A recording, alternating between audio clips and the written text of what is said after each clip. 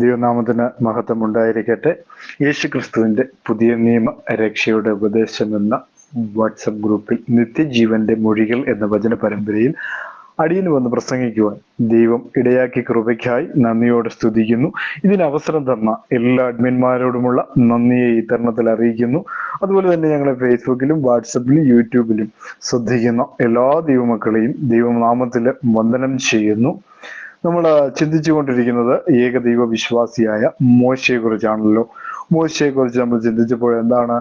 മോശ ഏക ദൈവത്തെ വിളിച്ചുകൊണ്ടിരുന്ന വിശ്വാസിയായിരുന്നു. ഇവിടുത്തെ തൃത്വക്കാരെ പോലെ രണ്ടും മൂന്നും പേരെ വിളിക്കുന്ന ആളായിരുന്നില്ല അല്ലെ. ഇവിടുത്തെ തൃത്വക്കാർ രണ്ടും മൂന്നും പേരെയൊക്കെയാണ് ആരാധിക്കുകയും സ്തുതിക്കുകയും ഒക്കെ ചെയ്യുന്നത്. രണ്ടും മൂന്നും പേരും കൂടിയ ദൈവത്തെയൊക്കെയാണ് അവർ ആരാധിച്ചു വരുന്നത് എന്നുള്ള കാര്യങ്ങളാണല്ലോ നമ്മൾ കഴിഞ്ഞ ദിവസങ്ങളിലൊക്കെ ചിന്തിച്ചു കൊണ്ടിരുന്നത്. അപ്പോ പുറപ്പാട് പുസ്തകം 20-ാം അധ്യായം 3-ാം വാക്യത്തിൽ നമ്മൾ ചിന്തിക്കുമ്പോ 3-ാമത്തെ വാക്യത്തിൽ എഴുതിയിരിക്കുകയാണ്, ഞാനല്ലാതെ അന്യ ദൈവങ്ങൾ നിനക്കുണ്ടാകരുത്. അപ്പോ പണ്ട് മുതലേ ഉള്ള കൽപ്പനയാണ് ഞാനല്ലാതെ മറ്റൊരു ദൈവം ഉണ്ടാകരുത്. അപ്പൊ ഏക ദൈവവും അവന് ഒരു നാമവുമുണ്ട് അല്ലെ. പഴയ നിയമത്തിൽ യഹോവ എന്ന നാമം ഉപയോഗിച്ചതായിട്ട് നമുക്ക് കാണുന്നു. പുതിയ നിയമത്തിൽ അവൻ ജഡത്തിൽ വെളിപ്പെട്ടപ്പോൾ അവനൊരു നാമം സ്വീകരിച്ചു. ആ നാമത്തിന്റെ പേര് യേശു ക്രിസ്തു എന്നായിരുന്നു എന്ന് ഞാൻ കഴിഞ്ഞ എപ്പിസോഡിൽ നിങ്ങളോട് സംസാരിച്ചപ്പോൾ ഞാൻ പറഞ്ഞു.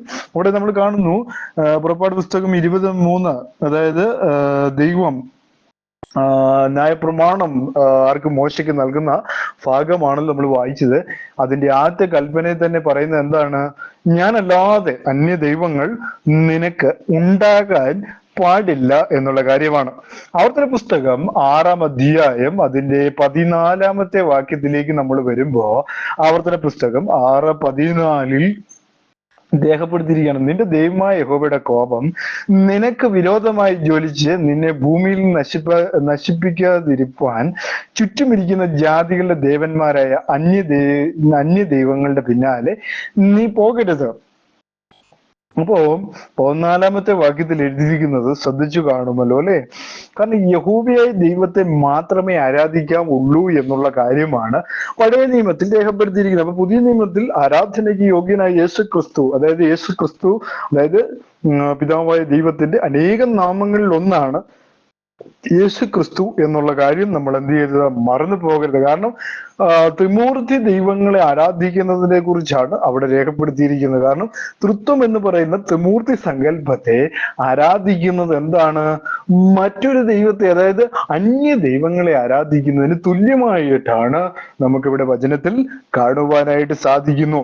2 രാജാക്കന്മാരുടെ പുസ്തകം 17:35 നമ്മൾ വായിക്കുമ്പോൾ 2 രാജാക്കന്മാർ 17:35 നമ്മൾ ഇങ്ങനെ വായിക്കുന്നു. 35-ാമത്തെ വാക്യത്തിൽ എഴുതിയിരിക്കുകയാണ്, യഹോവ അവരോട് ഒരു നിയമം ചെയ്ത് കൽപ്പിച്ചത് എന്തെന്നാൽ, നിങ്ങൾ അന്യ ദൈവങ്ങളെ ഭജിക്കുകയും അവയ്ക്ക് യാഗം കഴിക്കുകയും ചെയ്യാതെ നിങ്ങളെ മഹാശക്തി കൊണ്ടും നീട്ടിയ ഭുജം കൊണ്ടും മിസ്രയീം ദേശത്തു നിന്ന് കൊണ്ടുവന്ന യഹോവയെ മാത്രം ഭജിക്കുകയും അവനെ മാത്രം നമസ്കരിക്കുകയും അവനെ മാത്രം യാഗം കഴിക്കുകയും വേണം.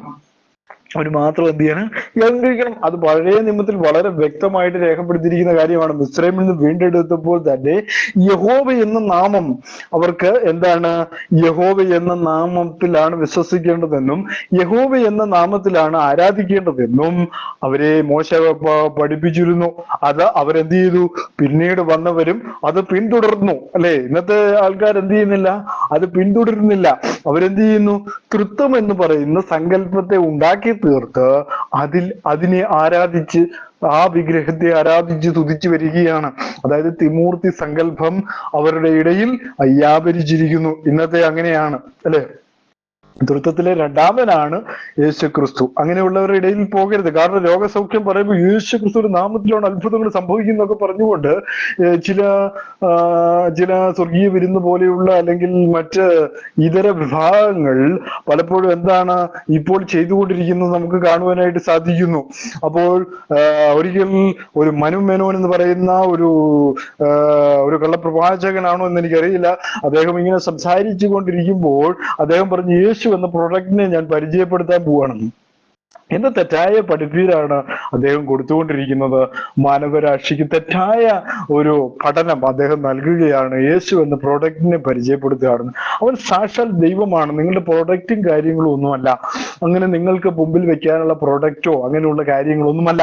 ഒരിക്കലും അദ്ദേഹം അങ്ങനെ പറയാൻ പാടില്ല. ഒരിക്കലും യേശു കർത്താവ് ആരാണ്? തൃത്വത്തിലെ രണ്ടാമനാണെങ്കിൽ അവർക്ക് അങ്ങനെ പറയാൻ കഴിയുള്ളൂ. കാരണം അവർ ത്രിമൂർത്തി ദൈവത്തെയാണ് ആരാധിക്കുന്നത്, രണ്ടാമത്തെ വ്യക്തിയാണ് ആരാധിക്കുന്നത്. അതുകൊണ്ടാണ് അവരങ്ങനെ വിളിച്ചു പറയുന്നത്. ശ്രദ്ധിക്കുകയാണെങ്കിൽ നമുക്ക് കാണാം, ഒരു പ്രൊജക്റ്റ് ആണ് നിങ്ങളുടെ മുമ്പിലേക്ക് വെക്കാൻ പോകുന്നതെന്നൊക്കെ പറഞ്ഞുകൊണ്ട് വെക്കുകയാണ്. ദൈവം ആരാണെന്ന് ചോദിച്ചാൽ എന്താണ്?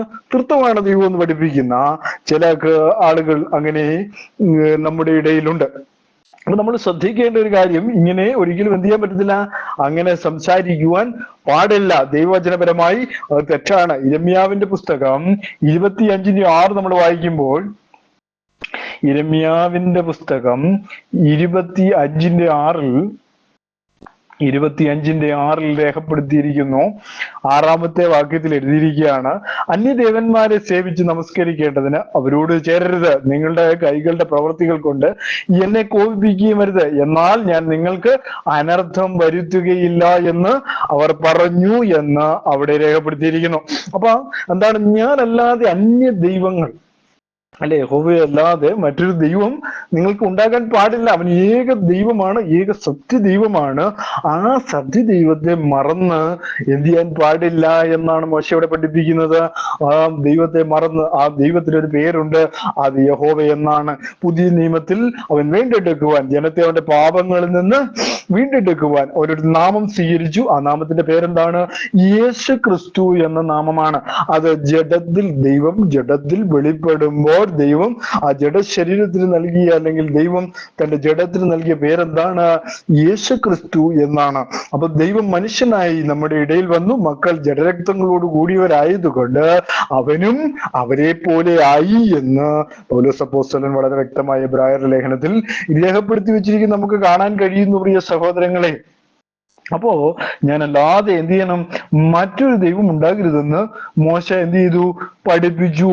അപ്പോ യിരെമ്യാവിന്റെ പുസ്തകം 35:15 നമ്മൾ വായിക്കുമ്പോ, 35:15 രേഖപ്പെടുത്തിയിരിക്കുന്നു. 15-ാമത്തെ വാക്യത്തിലേക്ക് വരുമ്പോ, നിങ്ങൾ ഓരോരുത്തരും താന്റെ ദുർമാർഗം വിട്ടുതിരിഞ്ഞ് നിങ്ങളുടെ പ്രവർത്തികളെ നന്നാക്കുവിൻ, അന്യദേവന്മാരോട് ചേർന്ന് അവരെ സേവിക്കരുത്. അപ്പോൾ ഞാൻ നിങ്ങൾക്കും നിങ്ങളുടെ പിതാക്കന്മാർക്കും തന്ന ദേശത്ത് നിങ്ങൾ വസിക്കുന്നുവെന്നിങ്ങനെ പ്രവാചകന്മാരായ എന്റെ ദാസന്മാരെയും ഞാൻ ഇടപെടാതെ നിങ്ങളുടെ അടുക്കൽ അയച്ച് പറയിച്ചിട്ടും നിങ്ങൾ ചെവി ചായ്ക്കുകയോ എന്റെ വാക്ക് കേട്ടനുസരിക്കുകയോ ചെയ്തിട്ടില്ല.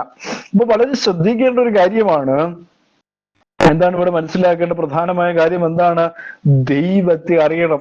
ദൈവം ഏകനാണ്, ഏക സത്യ ദൈവമാണ്, അവനെ മാത്രമേ ആരാധിക്കാൻ പാടുള്ളൂ എന്നാണ് ദൈവവചനം അനുസരിക്കുന്നവർ ചെയ്യേണ്ട കാര്യം എന്ന് പറയുന്നത്. അല്ലാത്തൊരു കാര്യം എനിക്കറിയത്തില്ല. ദൈവവചനം അനുസരിക്കുന്നവരുടെ കാര്യത്തിലാണ് ഞാൻ പറയുന്നത്, അല്ലാതെ മറ്റുള്ളവരുടെ കാര്യം ഞാനിവിടെ പറയുന്നില്ല. ദൈവവചനം അനുസരിക്കുന്നവർ, അല്ലെങ്കിൽ ദൈവവചനത്തെ അറിയുന്നവർ, ദൈവത്തിൽ വിശ്വസിക്കുന്നവർ, അതായത് ദൈവവചനത്തിൽ പറയുന്ന, അല്ലെങ്കിൽ ബൈബിളിൽ പറയുന്ന ദൈവത്തെ വിശ്വസിക്കുന്ന ആൾക്കാർ എന്ത് ചെയ്യാൻ പാടില്ല?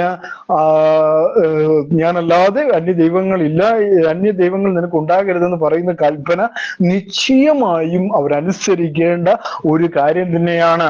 അല്ലാതെ തൃത്വത്തിൽ 3 പേരുണ്ട്, 3 ദൈവങ്ങളാണ്, തൃത്വത്തിനകത്ത് 3 ദൈവങ്ങൾ ഉണ്ടെന്നും, അതെ, ജോബിൻ ആൽവിന്റെ സിദ്ധാന്തം പോലെ ദൈവത്തിനകത്ത് 3 പേര്, അല്ലെ, 3 പേര് ദൈവത്തിനകത്തുണ്ട്, അങ്ങനെ പഠിപ്പിക്കുന്ന ജോബി ആൽബിനെ പോലെയുള്ള പാസ്റ്റർമാര് ഇന്ന് കേരളത്തിൽ വളരെയധികം കൂടിക്കൂടി വരികയാണ്. അവരെന്ത് അടിസ്ഥാനത്തിലാണ് ഇത് പഠിപ്പിക്കുന്നതെന്ന് ആർക്കും അറിയത്തില്ല. ഏകനായ ദൈവമാണെന്ന് പഠിപ്പിച്ചിട്ട് അവരുടെ തിയോളജി പറയുകയാണ്. 3 പേര്, അല്ലെങ്കിൽ 3 തീയുള്ള മനുഷ്യർ അതിനകത്ത്, ദൈവത്തിനകത്ത് ഉണ്ടെന്ന് പറഞ്ഞാണ് പഠിപ്പിക്കുന്നത്. നമ്മൾ ഓരോരുത്തരും കണ്ടതാണ്. മത്തായിയുടെ സുവിശേഷം 4:10 വായിക്കുമ്പോൾ, മത്തായിയുടെ സുവിശേഷം 4:10 ഇങ്ങനെ രേഖപ്പെടുത്തിയിരിക്കുന്നു. 10-ാമത്തെ വാക്യത്തിൽ എഴുതിയിരിക്കുകയാണ്, യേശു അവനോട്, സാത്താനെ, എന്നെ വിട്ടുപോ, നിന്റെ ദൈവമായ കർത്താവിനെ നമസ്കരിച്ച് അവനെ മാത്രമേ ആരാധിക്കാവൂ എന്ന് എഴുതിയിരിക്കുന്നുവല്ലോ എന്ന് പറഞ്ഞു. വളരെ ശ്രദ്ധിക്കേണ്ട ഒരു കാര്യമാണ്. യേശു കർത്താവ് പറയും, സാത്താനെ, എന്നെ വിട്ടുപോ. അപ്പോ കർത്താവിനെ മാത്രമേ ആരാധിക്കാവുള്ളൂ, അല്ലെ? യേശു കർത്താവ് മനുഷ്യനായി നിന്നുകൊണ്ട് സാത്താനാൽ പരീക്ഷിക്കപ്പെടുമ്പോ സാത്താനോട് പറയുന്ന മറുപടിയാണിത്. ഈ കർത്താവിനെ മാത്രമേ ആരാധിക്കാവുള്ളൂ. ഒരിക്കലും ന്യായപ്രമാണത്തെ നീക്കുവാനല്ല യേശുക്രിസ്തു വന്നത്, അതിനെ പൂർത്തീകരിക്കുവാനായിട്ടാണ് വന്നത്, അല്ലേ? ഒരിക്കലും അതിനെ മാറ്റുക എന്നുള്ള, പല ആളുകൾ എന്ന് പറയുന്നത് ന്യായപ്രമാണമൊക്കെ മാറ്റി ന്യായപ്രമാണത്തിന്റെ കാര്യങ്ങളൊക്കെ പിടിച്ചുകൊണ്ട് ന്യായപ്രമാണം ഒന്നും ഇനിയില്ല, കർത്താവ് പുതിയ പ്രമാണമൊക്കെ ഉണ്ടാക്കി എന്നൊക്കെ പറഞ്ഞ് പഠിപ്പിക്കുന്ന കുറെ വൈദികന്മാരും പാതിരികളും ഒക്കെ ഉണ്ട് ഇവിടെ എന്ന് പറയുന്നത്, അല്ലേ? അപ്പൊ അവർക്ക് ഏത് ആത്മാവിലാണ് ഇതൊക്കെ പ്രസംഗിക്കുന്നത്, ഏത് ആത്മാവിലാണ് ഇതൊക്കെ പറയുന്നതെന്ന് നമ്മൾ ചിന്തിക്കേണ്ട ഒരു വസ്തുത തന്നെയാണ്. അപ്പോൾ ഏകനായ ദൈവമാണ്, അവനൊരു നാമമേ ഉള്ളൂ. ആ നാമമാണ് വെടിപ്പിക്കുവാനായി യേശു ക്രിസ്തു എന്ന നാമം. പഴയ നിയമത്തിൽ യഹോവ എന്നൊരു നാമം ഉണ്ടായിരുന്നു, അല്ലെ? അതായത് പുറപ്പാട് പുസ്തകം 20:7 നമ്മൾ വായിക്കുമ്പോൾ, നിന്റെ ദൈവമായ യഹോവയുടെ നാമം എന്ത് ചെയ്യരുത്, വൃഥാ എടുക്കരുത്, തന്റെ നാമം വൃഥാ എടുക്കുന്നവനെ യഹോവ ശിക്ഷിക്കാതെ വിടുകയില്ല. അപ്പൊ യേശു ക്രിസ്തുവിന്റെ നാമം വൃഥാ എടുക്കുന്നതിന് കുഴപ്പമില്ല, പക്ഷെ യഹോവയുടെ നാമം എടുക്കാൻ പാടില്ല എന്ന് അന്ന് തന്നെ താക്കീത് ചെയ്തിരുന്നു. കാരണം ലേവ്യപുസ്തകം 19:12 നമ്മൾ വായിക്കുമ്പോൾ, ലേവ്യപുസ്തകം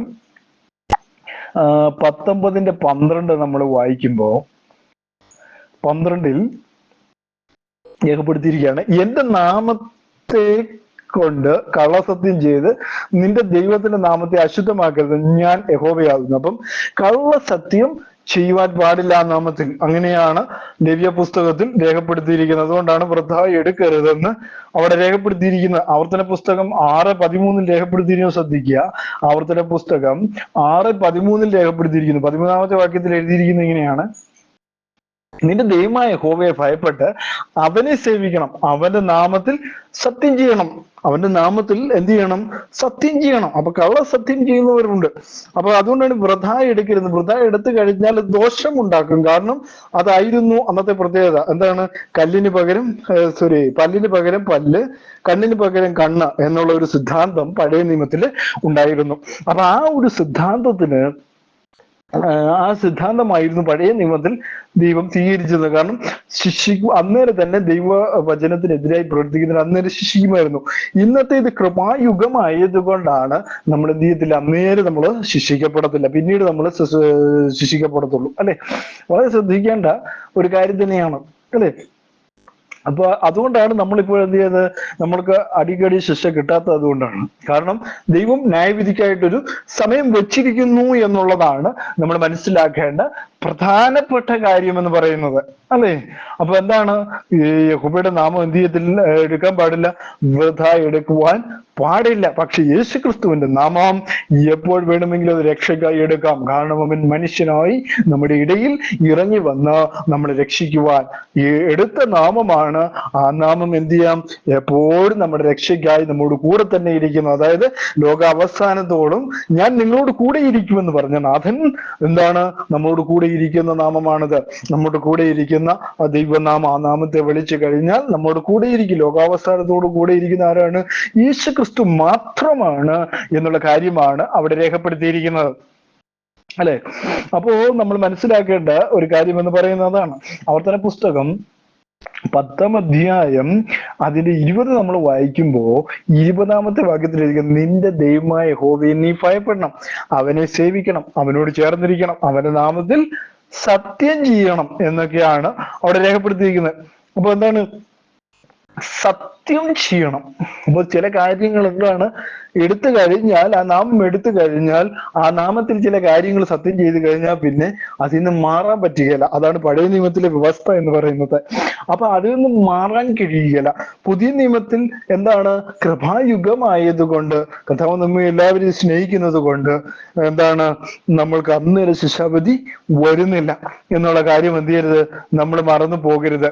അതുപോലെ തന്നെ എന്താണ്, അപ്പൊ ജനം എന്ത് ചെയ്യുന്നു, ദൈവത്തെ അപ്രകാരത്തിനെ മനസ്സിലാക്കി ആത്മാർത്ഥതയോടെ സ്നേഹത്തോട് സത്യമായി ആ നാമത്തെ ഉപയോഗിക്കുകയും ചെയ്യണമെന്നും, ഈ പ്രമാണം ലംഘിക്കരുതെന്നും, ലംഘിക്കുന്നവർക്ക് എന്ത് ചെയ്യും, കഠിനമായ ശിക്ഷ ഉണ്ടാകും. ആവർത്തന പുസ്തകം 28-ാം അധ്യായം 58 മുതൽ 59 വരെയുള്ള വാക്യങ്ങൾ നമ്മൾ വായിക്കുമ്പോൾ 58-ാമത്തെ വാക്യം, നിന്റെ ദൈവമായ യഹോവ എന്ന മഹത്വവും ഭയങ്കരമായ നാമത്തെ നീ ഭയപ്പെട്ട് ഈ പുസ്തകത്തിൽ എഴുതിയിരിക്കുന്ന ഈ ന്യായപ്രമാണത്തിലെ സകല വചനങ്ങളും പ്രമാണിച്ചനുസരിച്ച് നടക്കാഞ്ഞാൽ യഹോവ നിന്റെ മേലും നിന്റെ സന്തതിയുടെ മേലും നീണ്ടു നിൽക്കുന്ന അപൂർവമായ മഹാബാധകൾ, നീണ്ടു നിൽക്കുന്ന വല്ലാത്ത രോഗങ്ങളും വരുത്തും എന്നാണ് അവിടെ രേഖപ്പെടുത്തിയത്. അപ്പൊ പഴയ നിയമത്തിൽ ശിക്ഷ അതുപോലെ തന്നെ മടക്കി അന്നേരെ കിട്ടുമായിരുന്നു. പക്ഷെ ഇന്ന് അങ്ങനെയല്ല. ഇത് കൃപായുഗമായതുകൊണ്ടാണ് നമുക്ക് എന്ത് ചെയ്യുന്നത്, ശിക്ഷ ലഭിക്കാതെ കിടന്നു പോകുന്നത് പല സമയങ്ങളിലും, അല്ലെ?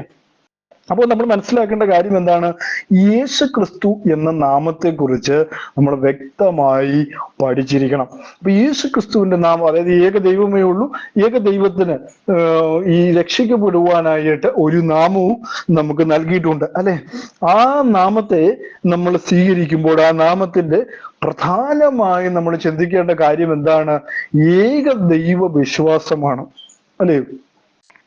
അപ്പൊ അത് യേശുക്രിസ്തുവിന്റെ നാമത്തിലുള്ള വിശ്വാസമാണ്. അത് ഒന്നാമത്തെ പോയിന്റ് നമ്മൾ പഠിക്കുമ്പോൾ ഏക ദൈവ വിശ്വാസമാണ്.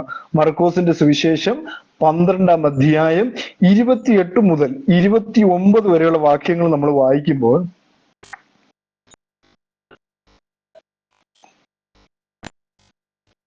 മർക്കോസിന്റെ സുവിശേഷം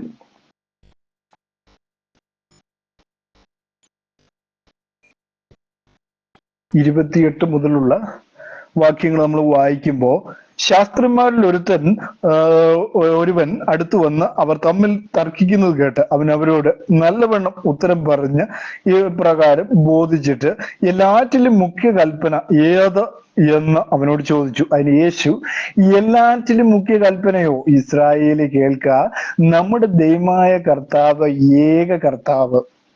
വളരെ ശ്രദ്ധിക്കേണ്ട ഒരു കാര്യമാണ്. നമ്മുടെ ദൈവമായ കർത്താവ് എന്താണ്? ഏക കർത്താവാണ്, അല്ലെ? അപ്പൊ എല്ലാവരും പറയുമ്പോ തൃത്വത്തിലെ രണ്ടാമനും ഒരു കർത്താവാണ്, പിതാവായ ദൈവം ഒരു കർത്താവാണ്. അപ്പോ പരിശുദ്ധാത്മാവും ഒരു കർത്താവായി വരും. അപ്പൊ എത്ര 3 കർത്താക്കന്മാർ നമുക്കുണ്ട് എന്ന് പഠിപ്പിക്കുന്ന തൃത്വ സ്നേഹിതരെ, നിങ്ങൾ വളരെയധികം തെറ്റാണ് ഈ പഠിപ്പിച്ചുകൊണ്ടിരിക്കുന്ന കാര്യമാണ് ഈ വചനങ്ങളിൽ നിന്നൊക്കെ നമുക്ക്. അപ്പോൾ അതിന്റെ 32-ാമത്തെ വാക്യത്തിൽ എഴുതിയിരിക്കുകയാണ്, ശാസ്ത്രി അവനോട്, നന്ന് ഗുരു, നീ പറഞ്ഞ സത്യം തന്നെ, ഏകനേ ഉള്ളൂ, അവനല്ലാതെ മറ്റൊരുത്തനുമില്ല. അവനെ എന്ത് ചെയ്യണം? പൂർണ്ണ ഹൃദയത്തോടും പൂർണ്ണ മനസ്സോടും പൂർണ്ണ ശക്തിയോടും സ്നേഹിക്കുന്നത് തന്നെ പോലെ കൂട്ടുകാരനെ സ്നേഹിക്കുന്നതും സർവാംഗ ഹോമങ്ങളെക്കാളും യാഗങ്ങളെക്കാളും സാരമേറിയത് തന്നെ എന്ന് പറഞ്ഞു. അപ്പൊ എന്താണ്? ഏകനേ ഉള്ളൂ. യേശു ക്രിസ്തു പറഞ്ഞ എന്താണ്? ദൈവം ഏകനേ ഉള്ളൂ. പൗലോസ് അപ്പോസ്തലൻ എന്താ പറഞ്ഞത്? പിതാവായ ഏക ദൈവമേ നമുക്കുള്ളൂ. അപ്പോ 2ഉം 3ഉം ദൈവങ്ങൾ നമുക്കുണ്ടോ? ഇല്ല. അത് മനസ്സിലാക്കേണ്ട ഒരു കാര്യം തന്നെയാണ്. അപ്പോ ഇവിടുത്തെ തൃത്വ പണ്ഡിതന്മാർ പഠിപ്പിക്കുകയാണ് 2 ദൈവങ്ങൾ ഉണ്ട് എന്നുള്ള കാര്യം. അപ്പൊ എന്താണ്? ഏക വിശ്വാസമാണെന്ന് പറഞ്ഞു, ഏക ദൈവമേ നമുക്കുള്ളെന്ന് പറഞ്ഞു. ഇനി എന്താണ്? ഈ യേശു ക്രിസ്തുവിന്റെ നാമത്തിലുള്ള വിശ്വാസം, അത് വളരെ ശ്രദ്ധിക്കേണ്ട ഒരു കാര്യമാണ്. 1 യോഹന്നാൻ 3:23 നമ്മൾ വായിക്കുമ്പോൾ, 1 യോഹന്നാൻ 3:23 നമ്മൾ വായിക്കുകയാണ്. 1 യോഹന്നാൻ 3:23 രേഖപ്പെടുത്തിയിരിക്കുകയാണ്, അവന്റെ കൽപ്പനയോ അവന്റെ പുത്രനായ യേശു ക്രിസ്തുവിന്റെ നാമത്തിൽ നാം വിശ്വസിക്കുകയും അവൻ നമുക്ക് കൽപ്പന തന്നതുപോലെ അന്യോന്യം സ്നേഹിക്കുകയും വേണം എന്നുള്ളത് തന്നെയാണ്. അപ്പൊ എല്ലാവരുടെയും വിചാരം എന്താണ്? യേശു ക്രിസ്തു വെറും പുത്രനാണ്. അങ്ങനെ വിശ്വസിക്കുന്ന ഈ യാഹോവ വിറ്റ്നസ്, അതായത് യഹോവ സാക്ഷികൾ, വെറും പുത്രൻ മാത്രമാണ്, കഴിവില്ലാത്തൊരു പുത്രൻ, അല്ലെ? കാരണം പിതാവ് തന്നിൽ ഇരിക്കുന്നതുകൊണ്ട് പ്രവൃത്തി ചെയ്യുന്ന ഒരു പുത്രൻ. അങ്ങനെയൊക്കെയാണ് എന്ത് ചെയ്തേക്കുന്നത്? ദൈവത്തിന് ഒരിക്കലും മനുഷ്യ സാദൃശ്യത്തിലാകാൻ കഴിയുകയില്ല എന്ന് വിശ്വസിക്കുന്ന ഒരു കൂട്ടം മനുഷ്യർ, അല്ലെങ്കിൽ ഒരു കൂട്ടം ലോകമാണ് നമ്മുടെ ഇടയിലുള്ളത്. തൃത്വക്കാരും അങ്ങനെ തന്നെയാണ് വിശ്വസിക്കുന്നത്. ഒരിക്കലും ദൈവത്തിന് മനുഷ്യനായിട്ട് ഭൂമിയിൽ ഇറങ്ങി വരാൻ കഴിയില്ല. കാരണം അങ്ങനെ വന്നു കഴിഞ്ഞാൽ അത് ശരിയായ ഒരു കാര്യമാണ്. അപ്പൊ സ്വർഗത്തിൽ അത് ശൂന്യമായി പോകുമല്ലോ എന്നൊരു ചിന്ത ഇവരുടെയൊക്കെ മനസ്സിലൂടെ ഇങ്ങനെ കടന്നു പോകുന്നുണ്ട്. പക്ഷേ അവിടെ അങ്ങനെയാണോ എഴുതിയിരിക്കുന്നത്? അവന്റെ കൽപ്പനയോ അവന്റെ പുത്രനായ യേശു ക്രിസ്തുവിന്റെ നാമത്തിൽ നാം വിശ്വസിക്കുകയും അവൻ നമുക്ക് കൽപ്പന തന്നതുപോലെ അന്യോന്യം സ്നേഹിക്കുകയും വേണം എന്നുള്ളത് തന്നെ. ഇപ്പൊ എന്താണ് ഇവിടെ മനസ്സിലാക്കേണ്ട കാര്യം? എന്താണ്? ദൈവം എന്തിനാണ് ആ പുത്രനായി ഭൂമിയിലേക്ക് വന്നത്? മക്കൾ ജഡരക്തങ്ങളോട് കൂടിയവരായതുകൊണ്ട് അവനും അവരെ പോലെയായി. എന്താണ്? പാപം പാപം ചെയ്യാത്തവർക്ക് ആദ്യജാതൻ, അതായത് പാപം ചെയ്യാത്തവർക്ക്, അതിനു മുമ്പ് എല്ലാവരും തെറ്റിപ്പോയെന്നാണ് പൗലോസ് അപ്പോസ്തലൻ റോമർക്ക് എഴുതിയ ലേഖനത്തിൽ, എല്ലാവരും ഒരുപോലെ കൊള്ളരുതാത്തവരായി തീർന്നു. അപ്പൊ അവർക്ക് പാപം ചെയ്യാത്ത ഒരാളെ വേണം. അപ്പൊ അതുപോലെ തന്നെ ഉൽപ്പത്തിയിൽ എഴുതിയിരിക്കുന്ന സ്ത്രീയുടെ സന്തതി സർപ്പത്തിന്റെ തല തകർക്കും, വാഗ്ദത്തമാണ് കിടക്കുന്നത്. അത് മനുഷ്യനെ കൊണ്ട് തകർക്കാൻ കഴിഞ്ഞില്ല. മോശയെ നോക്കി, അബ്രഹാമിനെ നോക്കി, യാക്കോബിനെ നോക്കി, ഇസ്ഹാക്കിനെ നോക്കി, അതുപോലെ തന്നെ ദാവീദിനെ നോക്കി, ശലോമോനെ നോക്കി, ഇവരെയൊക്കെ നോക്കിയിട്ടും ദൈവം ആരെയും നല്ലവനായിട്ട് കണ്ടെത്തുവാൻ ദൈവത്തിന് കഴിഞ്ഞില്ല. അതുകൊണ്ട് തന്നെയും തനിക്ക് എന്ത് ചെയ്യേണ്ടി വന്നു? ജഡത്തിൽ വെളിപ്പെടേണ്ടി വന്നു. അങ്ങനെയാണ് എന്ത് സംഭവിച്ചത്? ദൈവം ജഡത്തിൽ വെളിപ്പെടുകയായിരുന്നു, മനുഷ്യനായിട്ട് വെളിപ്പെടുകയായിരുന്നു. കാരണം മനുഷ്യൻ വേണം, അതായത് സ്ത്രീയുടെ സന്തതി വേണം. സർപ്പത്തിന്റെ തല തകർക്കണമെങ്കിൽ ആര് വേണം? ഒരു മനുഷ്യൻ വേണം. അപ്പം മനുഷ്യനെ നേരത്തെ നോക്കുമ്പോൾ, ഞാൻ കഴിഞ്ഞ ദിവസങ്ങളിൽ പഠിപ്പിച്ചപ്പോ, മോശ എന്താണ്? പഴയ നിയമത്തിലെ ശക്തിയേറിയ പ്രവാചകനും ശക്തിയേറിയ അപ്പോസ്തലനുമാണ്. അദ്ദേഹത്തെ കൊണ്ട് അത് ജയിച്ചാൽ പോരായിരുന്നു. പക്ഷേ കുറവുകൾ മോശയ്ക്കുണ്ടായിരുന്നു എന്നുള്ള കാര്യം നമ്മൾ കഴിഞ്ഞ എപ്പിസോഡിൽ വളരെ വ്യക്തമായിട്ട് നമ്മൾ അതിനെക്കുറിച്ച് പഠിച്ചു എന്നുള്ളതാണ്. മോശയ്ക്കുള്ള ആ കുറവുകൾ, പക്ഷെ യേശു ക്രിസ്തുവിന് കുറവില്ലായിരുന്നു എന്നുള്ള കാര്യവും നമ്മൾ പഠിച്ചു. അപ്പൊ ഇതിൽ നിന്നെല്ലാം മനസ്സിലാക്കേണ്ട കാര്യം എന്താണ്? അവൻ ദൈവമായവൻ ജഡത്തിൽ വെളിപ്പെടുകയായിരുന്നു എന്നുള്ള കാര്യമാണ് നമ്മൾ മനസ്സിലാക്കേണ്ട പ്രധാനമായ കാര്യം എന്ന് പറയുന്നത്, അല്ലേ? അപ്പം നമ്മൾ മനസ്സിലാക്കേണ്ട ഒരു കാര്യം എന്ന് പറയുന്നത്, ക്രിസ്തു എന്ന് പറയുന്നത് പൂർവ്വകാലങ്ങളിൽ മറഞ്ഞിരിക്കുന്ന ദൈവീക മർമ്മമാണ്. അത് ക്രിസ്തു എന്ത് ചെയ്യുന്നു? മനുഷ്യരിലും ഉളവാകുന്നു എന്നുള്ളതാണ്, അല്ലേ? ഇപ്പൊ കൊലോസ്യർക്ക് എഴുതിയ ലേഖനം 1:26 നമ്മൾ വായിക്കുമ്പോൾ, കൊലോസ്യർ 1:26 നമ്മൾ വരുമ്പോൾ, ദൈവം മറഞ്ഞിരിക്കുന്ന ദൈവമാണ്, അല്ലേ? കൊലോസ്യർ യേശു ക്രിസ്തു മറഞ്ഞിരിക്കുന്ന മർമ്മം. കൊലോസ്യർ 1:26 നമ്മൾ വായിക്കുമ്പോൾ 26 വാക്യത്തിൽ രേഖപ്പെടുത്തിയിരിക്കുന്ന ഇതാണ്: അത് പൂർവകാലങ്ങൾക്കും തലമുറകൾക്കും മറഞ്ഞു കിടന്ന മർമ്മമെങ്കിലും ഇപ്പോൾ അവന്റെ വിശുദ്ധന്മാർക്ക് വെളിപ്പെട്ടിരിക്കുന്നു, അല്ലേ? റോമർക്ക് എഴുതിയ ലേഖനം 1:7 നമ്മൾ വായിക്കുമ്പോൾ, റോമർ 1:7 പൗലോസ് അപ്പോസ്തലൻ എഴുതിയിരിക്കുകയാണ്, 7 വാക്യത്തിൽ രേഖപ്പെടുത്തുന്ന: അവരിൽ യേശു ക്രിസ്തുവിനായി വിളിക്കപ്പെട്ട നിങ്ങളും ഉൾപ്പെട്ടിരിക്കുന്നു, അല്ലേ? അവരിൽ യേശു ക്രിസ്തുവിനായി വെളിപ്പെട്ട.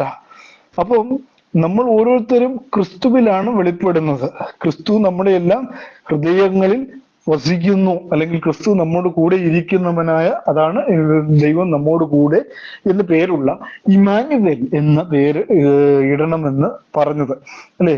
അപ്പം നമ്മൾ മനസ്സിലാക്കേണ്ട പ്രധാനമായ കാര്യം എന്താണ്? വിശ്വാസികൾ എല്ലാവരും എന്താണ്?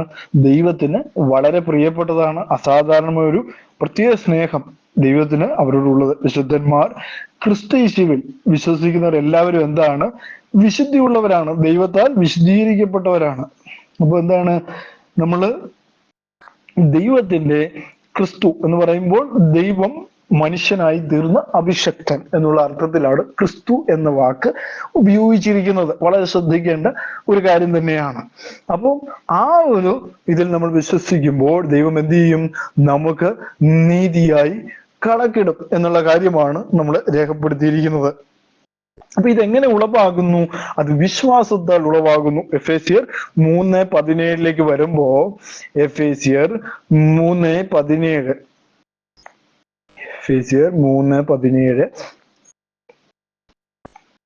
എഫേസ്യർ 3:17 ഇങ്ങനെ കാണുന്നു: ക്രിസ്തു വിശ്വാസത്താൽ നിങ്ങളുടെ ഹൃദയത്തിൽ വസിക്കേണ്ടതിനും വരം നൽകണമെന്ന് നിങ്ങൾ സ്നേഹത്തിൽ വേരൂന്നി അടിസ്ഥാനപ്പെട്ടവരായി ക്രിസ്തു വിശ്വാസത്താൽ. അല്ലെ? നമുക്ക് വിശ്വാസത്താൽ, അതായത് ഒരു യഥാർത്ഥ ക്രിസ്തീയ ജീവിതം എന്താണ്? ക്രിസ്തുവിലുള്ള വിശ്വാസത്തിലാണ് അത് ആരംഭിക്കുന്നത്, അല്ലെ? ദൈവവുമായുള്ള ബന്ധം നമ്മൾ എങ്ങനെയാണ്? യേശു ക്രിസ്തുവിലൂടെയാണ് സ്ഥാപിതമാകുന്നത്. അപ്പോ ദൈവത്തിലെത്തുവാനായി ഏക വഴി എന്ന് പറയുന്നത് ക്രിസ്തുവാണ്. ക്രിസ്തുവിലൂടെ അല്ലാതെ ഒരു രക്ഷയും ഈ ലോകത്ത് നമുക്ക് ഉണ്ടാകുകയില്ല എന്നുള്ള കാര്യമാണ് മറന്നു പോകരുത്. ആ യേശു ക്രിസ്തു എന്ന നാമം നമ്മൾ മുറുകെ പിടിക്കുന്നവരാകണം. ആ നാമത്തിലൂടെ അല്ലാതെ വേറൊരു രക്ഷ നമുക്ക് ഇനി കിട്ടുവാനുമില്ല, ഇനി ഒരിക്കലും കിട്ടത്തുമില്ല. ഞാൻ കഴിഞ്ഞ എപ്പിസോഡിൽ പറഞ്ഞതുപോലെ ഈ കള്ളപ്രവാചകന്മാരെല്ലാം എന്ത് ചെയ്തുകൊണ്ടിരിക്കുക? തള്ളിക്കളഞ്ഞുകൊണ്ടിരിക്കുകയാണ്. ഈ രക്ഷയൊക്കെ തള്ളിക്കളഞ്ഞുകൊണ്ടിരിക്കുന്ന ഒരു കാലഘട്ടത്തിലാണ്. അപ്പോ തള്ളിക്കളയുന്ന ഒരു കാലഘട്ടത്തിലാണ് നമ്മൾ ജീവിച്ചു കൊണ്ടിരിക്കുന്നത്, അല്ലേ? അപ്പോ അങ്ങനെ നമ്മൾ ദൈവത്തിന്റെ ആ നാമത്തെ മുറുകെ പിടിക്കുന്നവരാകണം. തൃത്വനാമമല്ല, യേശു ക്രിസ്തുവിന്റെ നാമത്തെയാണ് നമ്മൾ ഓരോരുത്തരും എന്ത് ചെയ്യേണ്ടത്? ഉയർത്തിപ്പിടിക്കേണ്ടത്. അത് ഈ കാലങ്ങളിൽ എന്ത് ചെയ്ത് മറന്നു പോകരുത്. യേശു ക്രിസ്തുവിലൂടെ അല്ലാതെ ഒരു രക്ഷയും തൃത്വത്തിലാണെന്ന് പഠിപ്പിക്കുന്ന വളരെയധികം ആൾക്കാര് ഈ ലോകത്ത് ഇറങ്ങിയിട്ടുണ്ട്. തൃത്വത്തിലൂടെ മാത്രമേ രക്ഷയുള്ളൂ, തൃത്വത്തിൽ സ്നാനപ്പെടണം എന്ന് പറഞ്ഞുകൊണ്ട്. അത് പല കാലങ്ങളായിട്ട് ഉണ്ടായതാണ്. അതായത് എഡിയിലെ പിതാക്കന്മാർ പഠിപ്പിച്ചതാണെന്നും പറഞ്ഞുകൊണ്ടാണ് അതിന്റെ പുറകെ പോകുന്നത്. ദൈവവചനമായി യാതൊരുവിധ അടിസ്ഥാനവും അതിന് ഇല്ല എന്നുള്ള കാര്യം അപ്പോസ്തലന്മാർ പഠിപ്പിച്ചതിന് വിരുദ്ധമായിട്ട് ആര് പഠിപ്പിച്ചെന്ന് പറഞ്ഞാലും അവൻ ശപിക്കപ്പെട്ടവൻ തന്നെയാണ്. അപ്പൊ ആ വിശ്വാസം എങ്ങനെ ഉണ്ടാകുന്നു? കേൾവിയാൽ ഉണ്ടാകുന്നു എന്ന് റോമർക്ക് എഴുതിയ ലേഖനം 10:17 വായിക്കുമ്പോൾ നമുക്ക് കാണാൻ കഴിയുന്നു. റോമർ 10 അധ്യായം അതിന്റെ 17-ാമത്തെ വാക്യത്തിൽ എഴുതിയിരിക്കുന്നത് ഇങ്ങനെയാണ്: ആകയാൽ വിശ്വാസം കേൾവിയാലും. വളരെ വ്യക്തമായിട്ട് ക്രിസ്തുവിലുള്ള വിശ്വാസം എങ്ങനെയുണ്ടെന്ന്, കേൾവിയാൽ. അതായത് ഒരാൾ ദൈവവചനത്തെ കുറിച്ച് പ്രസംഗിക്കുമ്പോൾ ആ കേൾവി നമ്മളിൽ ഉണ്ടാകുന്നു, അല്ലേ? അതുപോലെ തന്നെ അടുത്തത് കേൾവി വചനത്താൽ ഉണ്ടാകുന്നു. 10:17 തന്നെ അത് രേഖപ്പെടുത്തിയിരിക്കുന്നു. വചനത്താൽ, അതായത് 17-ാമത്തെ വാക്യത്തിൽ എഴുതിയിരിക്കുന്നു കേൾവിയെ കുറിച്ച് നമുക്ക് കാണാൻ കഴിയുന്നു, അല്ലെ? കേൾവിയെ കുറിച്ചും 17-ലേക്ക് നമ്മൾ വരുമ്പം അവിടെ കാണുന്നു എന്താണ്? വിശ്വാസം കേൾവിയാലും, കേൾവി ക്രിസ്തുവിന്റെ വചനത്താലും വരുന്നു എന്ന് രേഖപ്പെടുത്തിയിരിക്കുന്നു.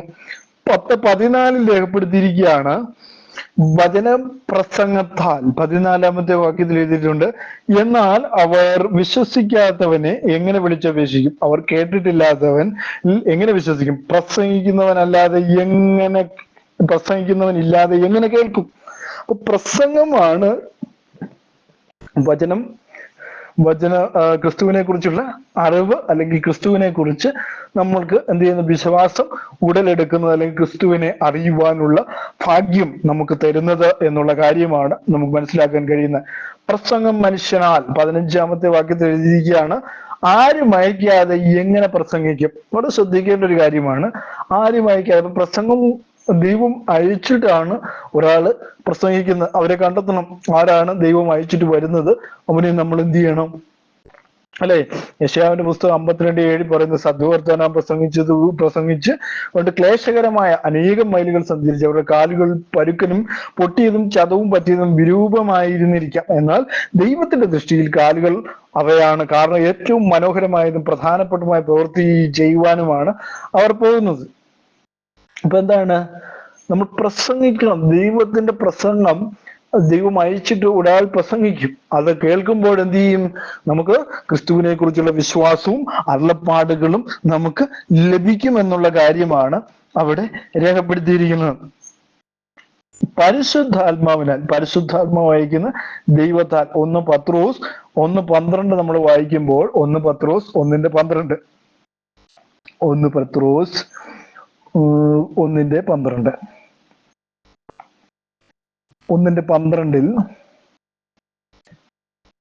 12-ാമത്തെ വാക്യത്തിൽ എഴുതിയിരിക്കുകയാണ്: തങ്ങൾ ആ ശുശ്രൂഷ ചെയ്യുന്നു എന്ന് അവർക്ക് വെളിപ്പെട്ടു. സ്വർഗത്തിൽ നിന്ന് അയച്ച പരിശുദ്ധാത്മാവിനാൽ നിങ്ങളോട് സുവിശേഷം അറിയിച്ചവർ അത് ഇപ്പോൾ നിങ്ങളെ ഗ്രഹിപ്പിച്ചിരിക്കുന്നു. അതിലേക്ക് ദൈവദൂതന്മാർ കുനിഞ്ഞു നോക്കുവാൻ ആഗ്രഹിക്കുന്നു എന്ന് അവിടെ രേഖപ്പെടുത്തിയിരിക്കുന്നു. അടുത്ത് പറയുമ്പോൾ നമ്മൾ ചിന്തിക്കുമ്പോൾ ദൈവം അയക്കുന്നത് പരിശുദ്ധാത്മാവായി തീർന്ന യേശുവിനെ. അപ്പൊ നമ്മൾ ശ്രദ്ധിക്കേണ്ട ഒരു കാര്യമാണ്. അപ്പൊ അവിടെ രണ്ടു പേരുണ്ടോ എന്ന് നിങ്ങൾ ചിന്തിക്കും. ഒരിക്കലും അങ്ങനെയല്ല. ദൈവം ഇതിന്റെ ഒരു മനുഷ്യ എന്താണ് പറയാ, ദൈവത്തിന്റെ ഒരു ജഡത്തിലുള്ള വെളിപ്പാടാണ് യേശു ക്രിസ്തു എന്ന് പറയുന്നത്. അപ്പൊ ആ യേശു ക്രിസ്തുവിനെയാണ് നമ്മൾ വിശ്വസിക്കുന്നത്. ആ യേശു ക്രിസ്തുവിലൂടെ അല്ലാതെ നമുക്ക് രക്ഷയില്ല. അപ്പൊ യേശു ക്രിസ്തുവിലൂടെ മാത്രമാണ്, അതായത് ദൈവം പരിശുദ്ധാത്മാവായി തീർന്നു, അല്ലെ? ദൈവം അയക്കുന്നത് എങ്ങനെയാണ്? പരിശുദ്ധാത്മാവായി തീർന്ന യേശുവിനെ, അല്ലെ? നമ്മുടെ ഉള്ളുകളിൽ ദൈവം എങ്ങനെയാണ്? ആത്മാവായിട്ടാണ് ഇരിക്കുന്നത്. അപ്പൊ ആ നാമത്തെ നമ്മൾ എന്ത് ചെയ്യണം?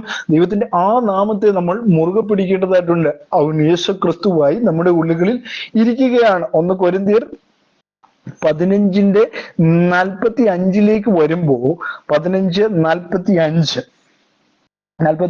നമ്മൾ വായിക്കുമ്പോൾ അവിടെ എഴുതിയിരിക്കുകയാണ്, ഒന്നാം മനുഷ്യനായ ആദാം ജീവനുള്ള ദേഹിയായി തീർന്നു എന്ന് എഴുതിയിരിക്കുന്നുവല്ലോ. ഒടുക്കത്തെ ആദാം ജീവിപ്പിക്കുന്ന ആത്മാവായി, അല്ലേ? അപ്പൊ ദൈവം എന്ത് ചെയ്യുന്നു? ജീവിപ്പിക്കുന്ന ആത്മാവായി അവിടെ രേഖപ്പെടുത്തിയിരിക്കുകയാണ്. കാരണം യേശു ക്രിസ്തു ദൈവമാണ്. അവൻ ജഡത്തിൽ വെളിപ്പെട്ടപ്പോ എന്താണ്? മനുഷ്യർക്ക് ജീവൻ നൽകുന്ന ആത്മാവായി നമ്മുടെ ഇടയിൽ വസിക്കുവാനായിട്ട് ഒരുങ്ങി എന്നുള്ളതാണ്. അപ്പോ 1 കൊരിന്ത്യർ 8:4 നമ്മൾ വായിക്കുമ്പോ 8:4 രേഖപ്പെടുത്തിയിരിക്കുന്ന എങ്ങനെയാണ്? 4-ാമത്തെ വാക്യത്തിൽ എഴുതിയിരിക്കുകയാണ്. 4-ാമത്തെ വാക്യത്തിൽ വരുമ്പോ, വിഗ്രഹാർപ്പിതങ്ങളെ തിന്നുന്നതിനെ കുറിച്ച് ലോകത്തിൽ വിഗ്രഹം ഏതുമില്ല എന്നും ഏക ദൈവമല്ലാതെ ദൈവമില്ല എന്നും നാം അറിയുന്നു. പല ദേവന്മാരും പല കർത്താക്കന്മാരും ഉണ്ടോ എന്ന് പറയുന്നുവല്ലോ. എന്നാൽ ആകാശത്തിലും ഭൂമിയിലും ദേവന്മാരെന്ന് പേരുള്ളവരുണ്ടെന്ന് വരികിലും പിതാവായ ഏക ദൈവമേ നമുക്കുള്ളൂ. അല്ലാതെ തൃത്വം പറയുന്നത് പോലെ 2-3 ദൈവങ്ങൾ നമുക്കുണ്ടെന്ന് പഠിപ്പിക്കും. പക്ഷേ പൗലോസ് അപ്പോസ്തലൻ പോലും മോശ എഴുതി വെച്ചതിന് എതിരായിട്ട് അവനൊന്നും എഴുതി വെച്ചിട്ടില്ല.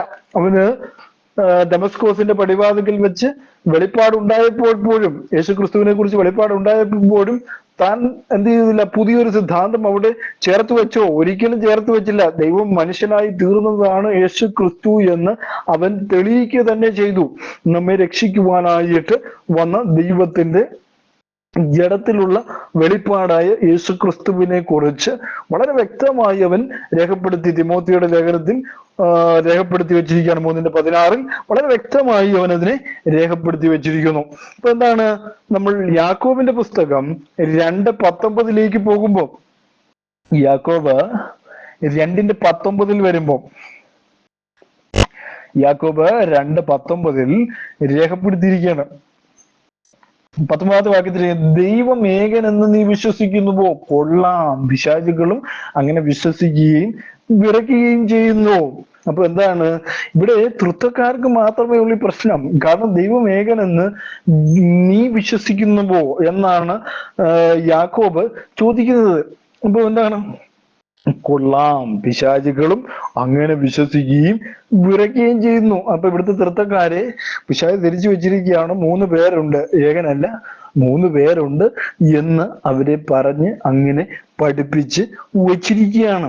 അപ്പോൾ നിങ്ങൾ തന്നെ നിങ്ങളുടെ നരകത്തിന്റെ വഴി നിങ്ങൾ തന്നെ എന്ത് ചെയ്തുകൊണ്ടിരിക്കുകയാണ്? കുഴിച്ചുകൊണ്ടിരിക്കുകയാണ് എന്നുള്ള കാര്യം വളരെ വ്യക്തമാണ്. അവിടെ എഴുതിയിരിക്കുകയാണ്, ദൈവം ഏകനെന്ന് നീ വിശ്വസിക്കുന്നുവോ? മൂവരാണെന്ന് വിശ്വസിക്കുന്നുവോ എന്ന് എഴുതിയിട്ടുണ്ടോ? ഒരിക്കലും എഴുതിയിട്ടില്ല. എഴുതാത്ത കാര്യങ്ങൾ പറയുകയും ചെയ്യരുത്, പഠിപ്പിക്കുകയും ചെയ്യരുത്. പഴയ നിയമത്തിലാണെങ്കിൽ ഞാൻ പറഞ്ഞു, യഹോവ എന്ന നാമം വൃഥാ ഉപയോഗിച്ചു കഴിഞ്ഞാൽ അതിന് ശിക്ഷയുണ്ട്, അല്ലേ? ഇവിടെ കൃപായുഗമായത് കൊണ്ടാണ് അപ്പം ശിക്ഷ വരാത്തത് എന്നുള്ള കാര്യം ഞാൻ ഓർപ്പിച്ചു കൊള്ളട്ടെ പ്രിയ സഹോദരങ്ങളെ. അപ്പൊ എന്താണ് ഇവിടെ എഴുതിയിരിക്കുന്നത്? ദൈവം ഏകനെന്ന് നീ വിശ്വസിക്കുന്നുവോ? കൊള്ളാം, പിശാചുക്കളും അങ്ങനെ വിശ്വസിക്കുകയും വിറയ്ക്കുകയും ചെയ്യുന്നു. തൃത്വക്കാർ പറയാ 3 പേരിങ്ങനെ ദൈവത്തിനകത്ത് ഇരുന്ന് പ്രവർത്തിച്ചു കൊണ്ടിരിക്കുകയാണ്, അല്ലെ? ജോബി ഹാൽബിന്റെ ഒക്കെ ഭാഷയെ പറഞ്ഞു കഴിഞ്ഞാൽ ദൈവത്തിനകത്ത് 3 പേര്, 3 തീ പോലെയുള്ള മനുഷ്യരിങ്ങനെ ഓടി നടക്കുകയാണ്. ഒരിക്കലും ചിന്തിക്കാൻ പറ്റാത്ത 3 പേര് ഇങ്ങനെ സഞ്ചരിച്ചു കൊണ്ടിരിക്കുക ദൈവത്തിനകത്ത്. അപ്പൊ അതിനകത്തുനിന്ന് ഒരാളാണ് പുറത്തു വന്ന് യേശു ക്രിസ്തു. അങ്ങനെ പഠിപ്പിക്കുന്ന ജോബി ഹാൽബിൻ ഒക്കെ എത്ര പ്രാവശ്യം ജനങ്ങളെ, അദ്ദേഹത്തിന്റെ വചനം കേൾക്കുന്ന എത്രയോ ആളുകളെ അദ്ദേഹം നരകത്തിലേക്ക് തള്ളിക്കൊണ്ടിരിക്കുകയാണ്. അവരെ ശ്രദ്ധിക്കേണ്ട ഒരു കാര്യം തന്നെയാണ്. അങ്ങനെ പഠിപ്പിക്കുന്ന സഹോദരങ്ങൾ ഇനിയും ഉണ്ട്. വളരെ വ്യക്തമായിട്ട് ജോബി ഹാൽബിൻ എന്ന് പറയുന്ന പാസ്റ്റർ മാത്രമല്ല, അനേകർ അങ്ങനെ പഠിപ്പിച്ചുകൊണ്ടിരിക്കുന്നു. അനേകം തൃത്വക്കാരെ അങ്ങനെ പഠിപ്പിച്ചുകൊണ്ടിരിക്കുന്നു. നിങ്ങൾ അവരുടെ വരകളിലൊന്നും ചെല്ലാതെ ദൈവവചനം എന്തോ എന്ന് ആഴത്തിൽ പഠിച്ചുകൊണ്ട് ദൈവത്തിൽ തന്നെ ആശ്രയിച്ചുകൊണ്ട് മുന്നേറുവാൻ നിങ്ങൾക്ക് കഴിഞ്ഞാൽ നിങ്ങളെ ദൈവം മാനിക്കുക തന്നെ ചെയ്യുമെന്ന് ഞാൻ ഓർപ്പിച്ചു കൊള്ളട്ടെ. അപ്പൊ നമ്മൾ മനസ്സിലാക്കേണ്ട ഒരു കാര്യമാണ്, റോമർക്ക് എഴുതിയ ലേഖനം 3-ാം അധ്യായം 29 മുതൽ 30 വരെയുള്ള വാക്യങ്ങൾ. റോമർക്ക് എഴുതിയ ലേഖനം 3-ാം അധ്യായം 29 മുതൽ 30 വരെയുള്ള വാക്യങ്ങൾ. 29 മുതൽ 30 വരെയുള്ള വാക്യങ്ങൾ. അല്ല, ദൈവം യഹൂദന്മാരുടെ ദൈവം മാത്രമോ? ജാതികളുടെയും ദൈവമല്ലയോ? അതേ, ജാതികളുടെയും ദൈവമാകുന്നു. ദൈവം ഏകനല്ലോ? അവൻ വിശ്വാസം മൂലം പരിച്ഛേദനക്കാരെയും വിശ്വാസത്താൽ അഗ്രചർമ്മികളെയും നീതീകരിക്കുന്നു. ദൈവം ഏകനാണ് എന്നുള്ള കാര്യമാണ്, വളരെ വ്യക്തമായ ഒരു കാര്യമാണ്. ദൈവം ഏകനാണ്, മൂവരില്ല. വളരെ ശ്രദ്ധിക്കേണ്ട ഒരു കാര്യമാണ്. പൗലോസ് അപ്പോസ്തലൻ പുതിയ നിയമത്തിൽ എഴുതിയപ്പം 3 പേര് ഉണ്ടായിരുന്നു? ഒരിക്കലുമില്ല. പൗലോസ് അപ്പോസ്തലൻ ഒരിക്കലും ആഗ്രഹിക്കുന്നില്ല ദൈവം 3 പേരാണെന്ന് പറയുവാൻ. താൻ ആഗ്രഹിക്കുന്നില്ല, ഒരിക്കലും താൻ അങ്ങനെ പറഞ്ഞിട്ടുമില്ല. ദൈവം 3 പേരാണെന്ന് വളരെ വ്യക്തമായിട്ട് എഴുതിയനുമായിരുന്നു. പൗലോസ് അപ്പോസ്തലൻ അവിടെ എഴുതിയിരിക്കുന്ന ഏകനാണെന്നാ, അല്ലെ? ചില വാക്കുകളുടെ അടിസ്ഥാനത്തിൽ പലർക്കും തോന്നുന്നു ദൈവത്തിന്റെ ജഡത്തിലുള്ള വെളിപ്പാടിനെ കാണുമ്പോൾ എല്ലാവർക്കും തോന്നുന്നത് 2ാമത്തെ വ്യക്തിത്വമാണിതെന്ന്. പക്ഷേ പൗലോസ് അപ്പോസ്തലൻ ഒരിക്കലും 3 എന്ന വാക്കോ അല്ലെങ്കിൽ 2 പേരാണെന്നുള്ള വാക്കോ ഉപയോഗിച്ചിട്ടില്ല. ഒരിക്കലും അങ്ങനെ ഉപയോഗിക്കുവാൻ പൗലോസ് അപ്പോസ്തലന് കഴിഞ്ഞിരുന്നില്ല എന്നുള്ളതാണ് നമ്മൾ മനസ്സിലാക്കേണ്ടത്. അതുകൊണ്ടാണ് ദൈവം യഹൂദന്മാരുടെ ദൈവം മാത്രമോ ജാതികളുടെ ദൈവം അല്ലയോ എന്നും. അതെ, ജാതികളുടെയും ദൈവമാകുന്നു. ദൈവം എന്താണ്? ഏകനാണ്, അല്ലേ? പുതിയ നിയമത്തിൽ വന്നപ്പോ 3 പേരായി എന്നൊക്കെ പഠിപ്പിക്കും. കാരണം യാഹോവ വിറ്റ്നസ് ആണെങ്കിൽ പറയും വെറും പുത്രൻ മാത്രമാണെന്ന് പറയും. കാരണം പിതാവ് ഏക ദൈവം മാത്രമേ ഉള്ളൂ സ്ഥാപിക്കണമല്ലോ. അതുകൊണ്ട് അവർ പറയും കാരണം വെറും പുത്രൻ മാത്രമാണ് യേശുക്രിസ്തു എന്ന്. കാരണം പിതാവ് ഏകദൈവം ഒന്ന് സ്ഥാപിക്കണമല്ലോ. പക്ഷെ ദൈവത്തിന്റെ ജഡത്തിലുള്ള വെളിപ്പാടിനെ അവർ എന്ത് ചെയ്യുന്നു? അവഗണിക്കുന്നു. അത് യേശു ക്രിസ്തുവാണ് ദൈവത്തിന്റെ ജഡത്തിലുള്ള വെളിപ്പാട്. ആ വെളിപ്പാടിനെ അവഗണിക്കുന്നവർക്കൊന്നും എന്ത് ചെയ്യാൻ പറ്റത്തില്ല, ഒരു രക്ഷയും ഇല്ല എന്ന് ഓർപ്പിച്ചു കൊള്ളട്ടെ ഈ വചനത്തിലൂടെയൊക്കെ. അപ്പോ കൊലോസ്യർക്ക് എഴുതിയ ലേഖനത്തിൽ അതിന്റെ 2-ാം അധ്യായത്തിലേക്ക് നമ്മൾ കടന്നു വരുമ്പോ 2-ാം അധ്യായത്തിൽ നമുക്ക് കാണുവാനായിട്ട് സാധിക്കുന്നു, അല്ലെ? 2-ാം അധ്യായം അതിന്റെ 9-ാമത്തെ വാക്യത്തിൽ എഴുതിയിരിക്കുകയാണ്, അവനിലല്ലോ ദൈവത്തിന്റെ സർവ്വസമ്പൂർണതയും ദേഹരൂപമായി വസിക്കുന്നു. അതായത് ദൈവത്തിന്റെ ദേഹരൂപമാണ് യേശു ക്രിസ്തു എന്നാണ് അവിടെ രേഖപ്പെടുത്തിയിരിക്കുന്നത്. അല്ലാതെ തൃത്വക്കാര് പറയും 2ാമത്തെ വ്യക്തി 2 പേര് അവിടെ പറഞ്ഞിട്ടുണ്ട്. 2 ആൾക്കാരെ അവിടെ കുറിച്ച് പറഞ്ഞിട്ടുണ്ട്. അതുകൊണ്ടാണ് ദേഹരൂപം എന്ന് പറഞ്ഞേക്കുന്നത്. പൗലോസ് അപ്പോസ്തലൻ ഒരിക്കലും അങ്ങനെ പറഞ്ഞിട്ടില്ല. പൗലോസ് അപ്പോസ്തലൻ പഠിപ്പിക്കാത്ത കാര്യങ്ങൾ പഠിപ്പിച്ചു കഴിഞ്ഞാൽ അത് തന്നെയാണ് അപ്പോസ്തലൻ ഗലാത്യർക്ക് എഴുതിയ ലേഖനത്തിൽ വളരെ വ്യക്തമായിട്ട് എഴുതിയിരിക്കുന്നത്. ഞങ്ങൾ പഠിപ്പിച്ചതിന് വിപരീതമായി സ്വർഗത്തിൽ നിന്നൊരു ദൂതൻ വന്ന് പഠിപ്പിച്ചെന്ന് പറഞ്ഞാലും അവൻ ശപിക്കപ്പെട്ടവനാണ്, അല്ലെ? ഏടിയിലെ പിതാക്കന്മാര് പഠിപ്പിച്ചെന്ന് പറഞ്ഞാലും അതിനുശേഷം വന്നവർ പഠിപ്പിച്ചെന്ന് പറഞ്ഞാലും അവരെന്ത് ചെയ്തേക്കണ? ശപിക്കപ്പെട്ടവർ തന്നെയാ. അപ്പൊ അപ്പോസ്തലൻ പറയുന്നതും പഠിപ്പിച്ചതും എന്താണെന്ന് ആദ്യം തന്നെ മനസ്സിലാക്കണം. അവൻ ഏക ദൈവത്തെ കുറിച്ചാണ് പറഞ്ഞത്, ഏകദൈവത്തിന്റെ ജഡത്തിലുള്ള വെളിപ്പാട്, അല്ലെ? അപ്പൊ നമ്മള് ആ ജഡത്തിലുള്ള വെളിപ്പാടിനെ നമ്മൾ മനസ്സിലാക്കുമ്പോൾ വളരെ വ്യക്തമായിട്ട് രേഖപ്പെടുത്തിയിരിക്കുന്ന ആ ജഡത്തിലുള്ള വെളിപ്പാട് അവൻ 1 തിമോത്തി 3:16 രേഖപ്പെടുത്തിയിരിക്കുകയാണ്. അവൻ ജഡത്തിൽ വെളിപ്പെട്ടു. അവൻ എവിടെയാണ്? ജഡത്തിലാണ് വെളിപ്പെട്ടത്. ദൈവം ജഡത്തിൽ വെളിപ്പെട്ടു എന്നുള്ള കാര്യമാണ് വളരെ വ്യക്തമായിട്ട് രേഖപ്പെടുത്തിയിരിക്കുന്നത്. ആ വെളിപ്പാടാണ് പുത്രത്വത്തിന്റെ വെളിപ്പാട്. ദൈവം പുത്രനായിട്ട് മക്കൾ ജഡരക്തങ്ങളോട് കൂടിയവരായതുകൊണ്ട് അവനും അവരെ പോലെ ആയി എന്ന് പൗലോസ് എബ്രായരുടെ ലേഖനത്തിൽ വളരെ വ്യക്തമായിട്ട് രേഖപ്പെടുത്തി വെച്ചിട്ടും ആ വെളിപ്പാടിനെ അവഗണിക്കുന്നു. അല്ലെ, ആ ജഡത്തിൽ വെളിപ്പെടുന്നതിനെ മാനിഫെസ്റ്റഡ് ഇൻ ഫ്ലഷ് എന്ന് പറയുന്ന ആ ഒരു ഭാഗം ഇവിടുത്തെ തൃത്വക്കാർ മറന്നു കളഞ്ഞിരിക്കുന്നു. അതുകൊണ്ട് നമ്മൾ മനസ്സിലാക്കേണ്ട ഒരു കാര്യം എന്താണ്? ഇന്നത്തെ ലോകം 3 ദൈവങ്ങളാക്കിക്കൊണ്ടിരിക്കും. കാരണം എന്താ? അങ്ങ് ഏടിയിലെ പിതാക്കന്മാർ പഠിപ്പിച്ചതാണെന്നും പറഞ്ഞുകൊണ്ട് ഇതിനെ ഇങ്ങനെ ക്രോഡീകരിച്ചുകൊണ്ടിരിക്കും. 3 പേരാണെന്നും 3 വ്യക്തിത്വമാണെന്നും ഒക്കെ പറഞ്ഞുകൊണ്ടിരിക്കും. ദൈവത്തിന് ഒരു മനുഷ്യത്വമുണ്ട്. അവൻ മനുഷ്യനായി വെളിപ്പെട്ടു, നമ്മെ രക്ഷിക്കുവാനായി അവൻ മനുഷ്യനായിട്ട് വെളിപ്പെട്ടു. ആത്മാവായ ദൈവം മനുഷ്യനായി വെളിപ്പെട്ടു. അല്ലേ? മനുഷ്യരാരും കണ്ടിട്ടില്ലെന്നാ പറയുന്നത്. ദൈവത്തെ കുറിച്ച് പറയുന്നവനെ ആരും കണ്ടിട്ടില്ല. പക്ഷേ യേശു ക്രിസ്തു വെളിപ്പെടുത്തി. അല്ലേ? യേശു ക്രിസ്തു ദൈവത്തെ വെളിപ്പെടുത്തുകയായിരുന്നു. തന്നിലൂടെ, തന്റെ പ്രവർത്തനത്തിലൂടെ വെളിപ്പെടുത്തുകയായിരുന്നു. ദൈവം മനുഷ്യനായി വന്ന് ദൈവത്തെക്കുറിച്ച് വെളിപ്പെടുത്തുകയായിരുന്നു. കാരണം ദൈവം മനുഷ്യനുമല്ല, മനുഷ്യപുത്രനുമല്ല എന്ന് ദൈവവചനം പഠിപ്പിക്കുമ്പോൾ തന്നെ അവൻ മനുഷ്യനായി വന്ന് അവൻ വെളിപ്പെടുത്തി എന്നുള്ള കാര്യമാണ്. ഇതത് മറന്നു പോകരുത്.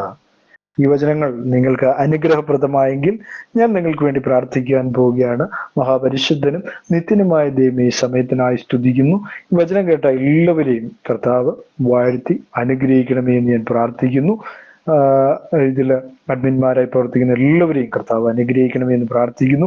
ഈ വചന വെളിപ്പാടുകൾ ലോകത്തിന് അനുഗ്രഹമായി തീരുവാൻ, അനേകർക്ക് ഇത് മാനസാന്തരത്തിനും പാപമോചനത്തിനും കാരണമായി തീർന്നു അനേകർ യേശു ക്രിസ്തുവിനെ സ്വീകരിക്കുവാൻ ഇടയാക്കുവാൻ കാരണമായി തീരട്ടെ എന്ന് ഞാൻ പ്രാർത്ഥിക്കുന്നു. കർത്താവേ, കൃപയാൽ അതിനെ ഞങ്ങളെ സഹായിക്കണമേ എന്ന് ഞാൻ പ്രാർത്ഥിക്കുന്നു. പ്രാർത്ഥന സ്വർഗം ശ്രദ്ധ വെച്ച് കേട്ട് ഞാൻ സ്തോത്രം മാനും മുഖത്തോപ്പത്തിനെടുക്കണം. എല്ലാം യേശു ക്രിസ്തുവിന്റെ ധന്യമുള്ള തിരുനാമത്തിനെ ആമീൻ ആമീൻ. സ്തോത്രം.